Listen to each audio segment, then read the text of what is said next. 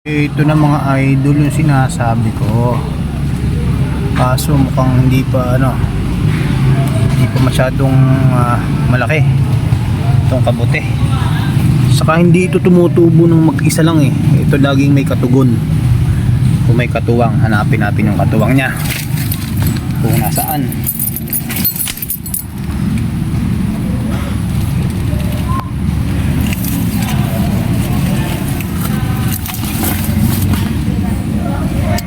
Wala pa. Saan na kaya yun?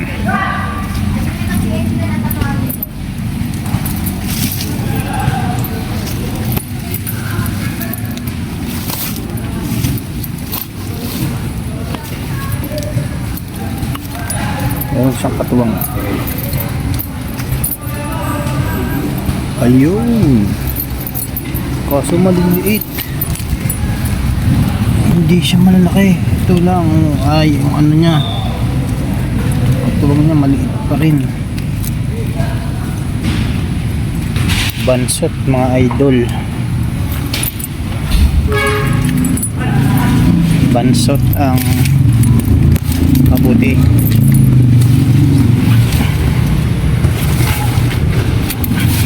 Ayun. Ayun. Nadali na nga.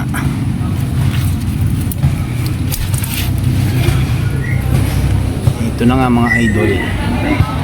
Ang katotohanan ng kabuti. Kaso puro kagat na ng insekto.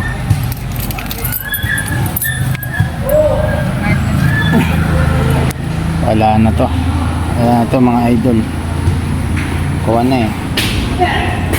Na-late tayo ng dating. So lagyan na lang natin dito.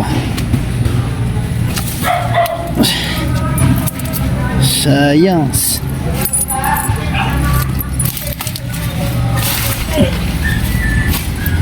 Sayang.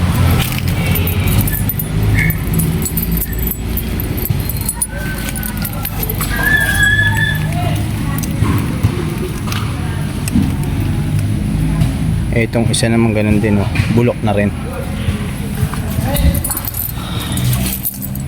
So ito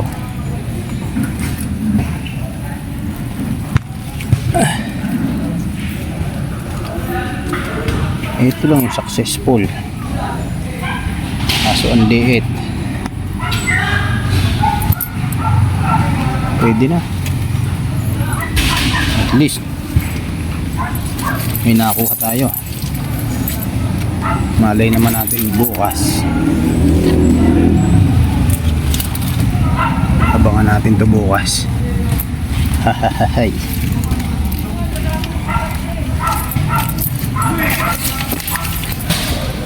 Oh, meron pa dito maliit to.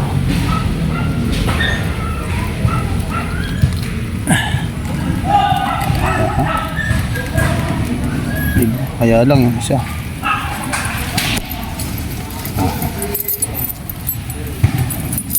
Sayang lang talaga itong isa.